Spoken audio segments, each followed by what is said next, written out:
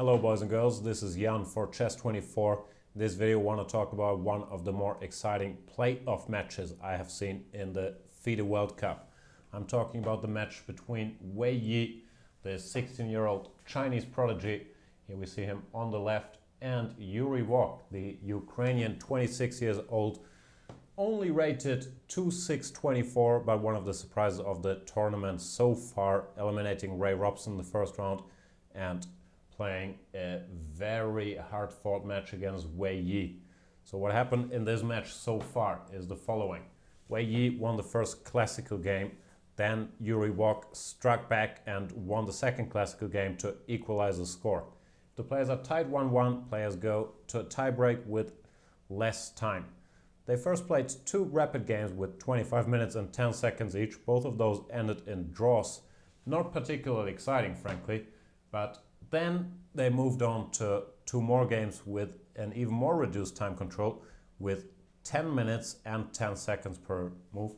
When I say 10 seconds, it means you get an increment, 10 bonus seconds added to your clock after every move you make. And during those two rapid games with 10 seconds, there was a lot of drama, a lot of action. That's where we enter it. In the first game, Wei Yi played with the white pieces and the position on the board arose from a French defense which Vovk has been playing pretty successfully throughout the tournament, even though he lost the first classical game to Wei Yi. And the one we see on the board, we can see it's a total mess already. Wei Yi has sacrificed the exchange, but he got, I'm bad at counting, I think at the moment one pawn in return. He also has a powerful passed pawn which can advance, and really anything can happen. But here Yuri Vovk starts playing some amazing moves. He starts with bishop to b7, sacrificing this knight on d7. Of course, Wei Yi takes it. Now he has two pieces and a pawn against the rook, so a clear material advantage, but it wasn't a blunder. Yuri Vovk had the idea to go queen d5, centralizing his queen with nasty threats over here and also attacking this bishop. White has some options here, none are really great. This bishop doesn't have anywhere good to go. If it were to take on f5, for example, black would go rook f8, and the threat of rook takes f5 followed by queen g2 checkmate is almost impossible to stop without losing lots of material. Instead, Wei Yi came up with a more clever move. He came up with the move bishop to f4. And now he was intending to meet queen takes d7, which is the obvious choice, with e6, a discovered attack against the rook on b8. This would have been possible for black, and this is what I was expecting when I was watching the game live, because here after queen takes e6, let's say bishop b8, queen e3 check, queen f2, queen c1, queen f1, queen e3, black has a perpetual and the game would end in a draw. Instead, Yuri Vovk came up with an amazing sequence of moves. If we don't count the first two, starting with bishop b7, from here on I'll give you 1 second to think of black alternatives in this position.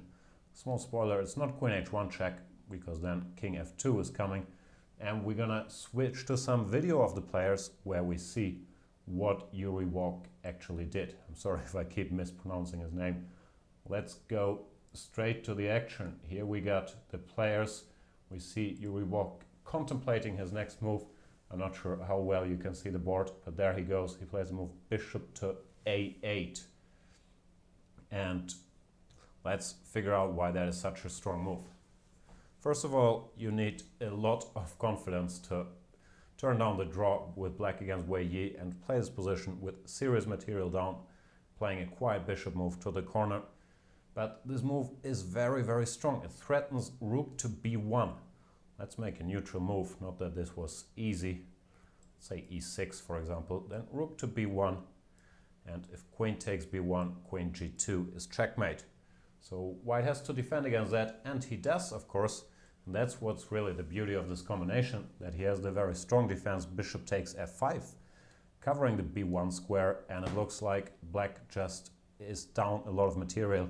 But Yuri Vovk, of course, had seen this coming, unleashes the move rook to f8. The rook switches files and now causes a lot of problems on this f file, because this bishop can't move. If it goes anywhere, rook takes f4.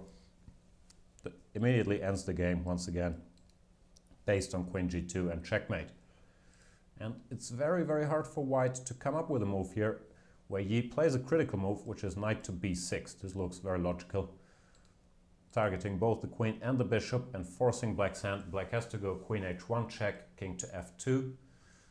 Note that the queen exchange here would not favor black in particular. He would get some material back, but after knight takes a8, rook takes f4, king e2, white remains with powerful passed pawns in the center, and anything can happen. I don't think black is better. If anybody's better, it's white here probably. Instead, Vovk played queen f3 check, which is also a possible move. Well, it's an easy move to calculate is what I'm trying to say, but the next one I was quite impressed with as well. And once again, I will clumsily switch to more video of the players while you guys try to figure out what Yuri Vovk did here. Bear with me.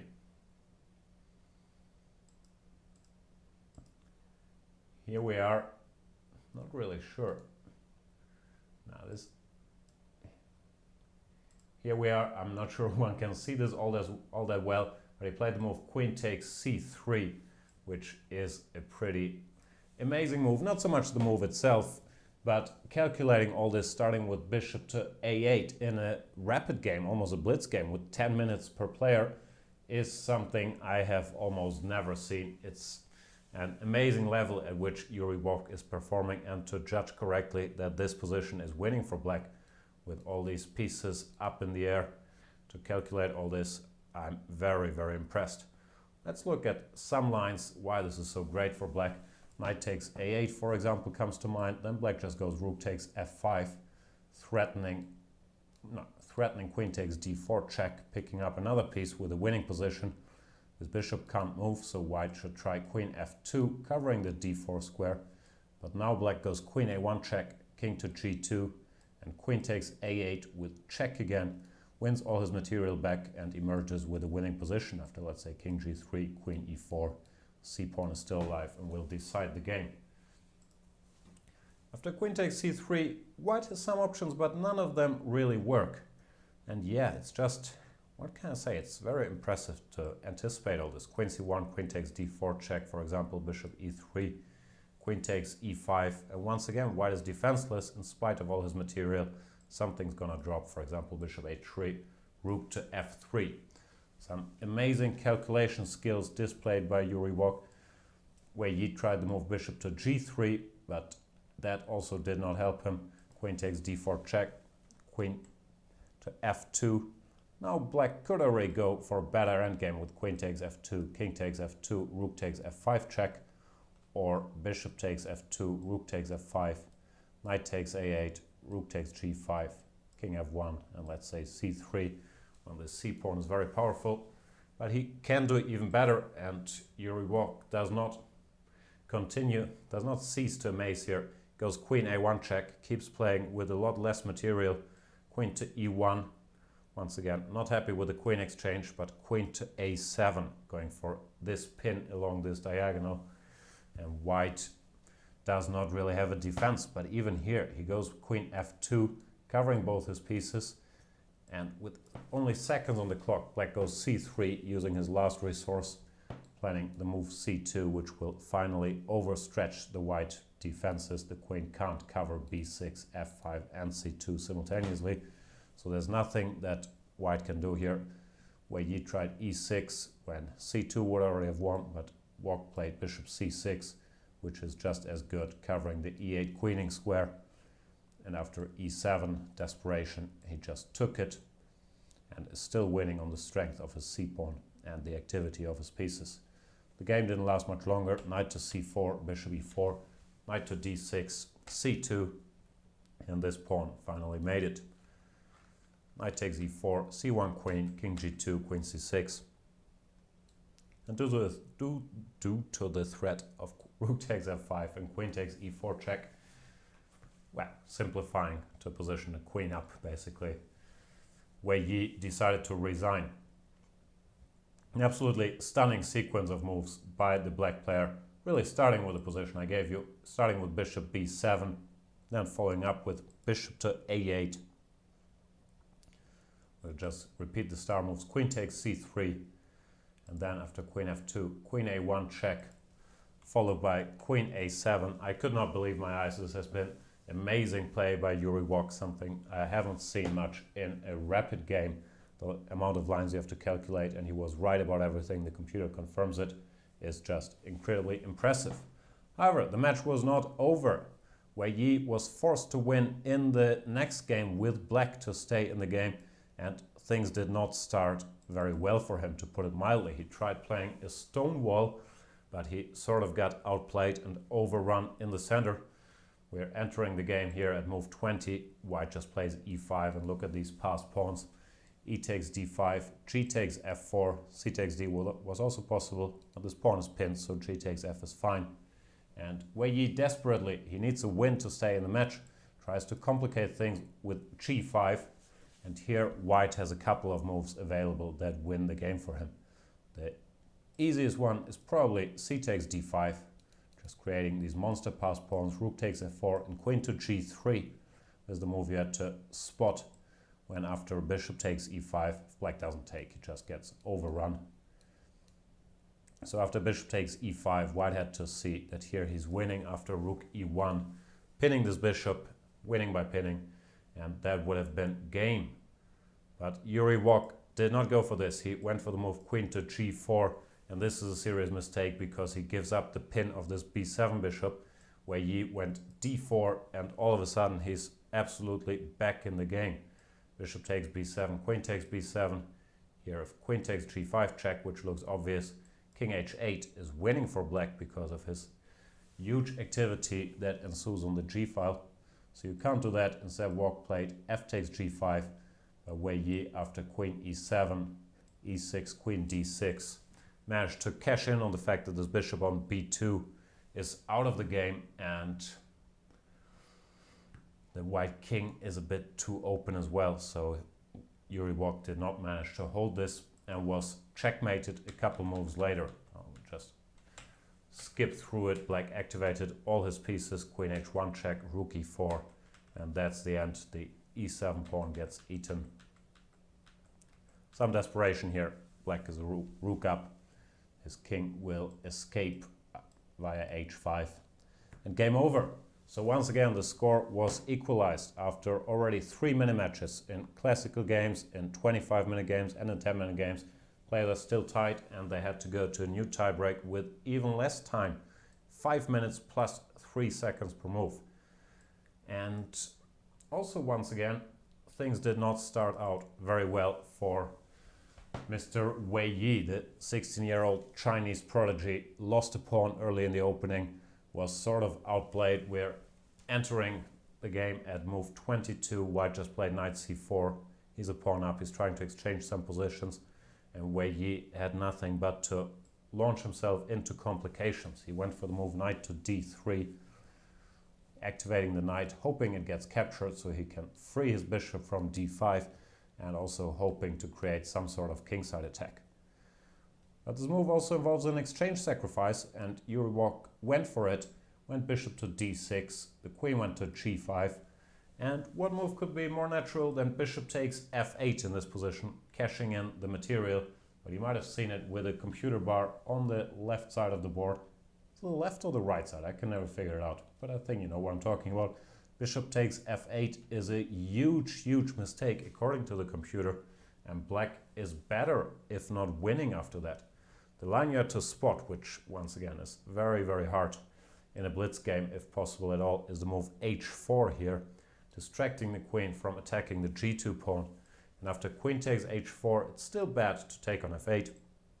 Now bishop takes f8, there's queen takes f2, but instead white had to take on d3, e takes d3, queen takes d3, and this position is better for white, at least if we can believe the computer, even though in a blitz game I believe absolutely anything can still happen after, let's say, f4. That's what Vovk had to find. Instead he played the very natural, very obvious move, bishop takes f8, and believe it or not, I've spent some time in this position. After rook takes f8, even though white is an exchange and a pawn up, he is lost. And to add insult to injury, the black position is also much easier to play because he's on the attack. F4 is gonna come, and it's just extremely unpleasant. The best chance, lost might have been a bit strong, but the best chance to defend here was now to play h4. But then after queen takes h4, bishop takes d3, e takes d3, queen takes d3. Now with this bishop no longer covering the c5 pawn, black gains lots and lots of activities with knight takes c5, queen to e2, let's say, and f4. This position is almost undefensible. Indefensible? It's almost impossible to defend over the board. Some more lines which, had to be spotted as bishop takes d3, the most obvious move, just getting rid of this knight. Now e takes d3, threatens queen takes g2, checkmate. That's why h4 and all these lines was so important. And here just nothing works for white. f3, bishop takes c4, rook takes c4, queen takes e3, check. Then next move is going to pick up the knight on d4 with a winning position. And g3 would be even worse because now this bishop becomes a monster. Queen to h5. And it's going to be checkmate really soon. For example, h4, bishop takes d4, e takes d, queen to f3, followed by checkmate. So a bit of a lucky break for Wei Yi. He was sort of outplayed, had to sacrifice material, and he did. Went for a sort of desperate attack, and this attack is winning. So, well, can't call it desperate or lucky. He just judged the position very well. He found some great counterplay. And it's really surprising that there's nothing white can do here. Yuri Vovk tried knight to b6, logical, trying to get rid of this bishop and to create a strong pass pawn should black take. He's not very concerned about knight c1, rook c1. But the problem is that now after knight takes b6, c takes b6, there are some tactics in the air based on the loose pieces that white has all over the place. Wei Yi played knight takes c1, which, if we can believe the computer, you see the bar jumping, is not the best move. The best move would have been bishop takes d4, intending to, after e takes d4, well, you could take on c1 now, but even stronger is e3 with a winning attack. We'll just show you one line for our entertainment. f3, knight to f4, bishop f1, knight takes h3, king h2, queen f4 check. You can sacrifice this knight. And if king takes h3, queen h6 check, king g3, f4 check, king g4, and queen h5 checkmate. Would have been one possible line. So c takes b, knight takes c1 is not the best move, but it's obvious enough since it's winning a whole rook. After rook takes c1, black has bishop takes d4. But here, once again, white had a chance to stay in the game. And it's a move we're already familiar with. He had to play the move h4, just trying to distract the queen from attacking the g2 point. If queen takes h4, now all of a sudden you can take this bishop, because the queen no longer can take on c1. So the move that comes to mind is queen to h6. But here, this position after bishop takes a6 is not so clear. Black all of a sudden is a piece up, but white has some very nasty passed pawns. The computer gives rough equality, whatever that means, but there was still a chance for Yuri Vovk to stay in the game. Instead, he played the more natural move. He immediately took on a6, but leaving this queen on g5 turns out to be fatal, because now there is f4, e takes d4, and f3. And thanks to the queen on g5, this is a double attack against g2 and c1, which can't be parried without losing a rook. And after g3, queen c1, king h2, queen d2, well, the rest is agony, I believe, here. White resigned after queen e1 check because of bishop f1, bishop c4, and he would get mated very shortly. So Wei Yi took the lead in their match in the 7th game.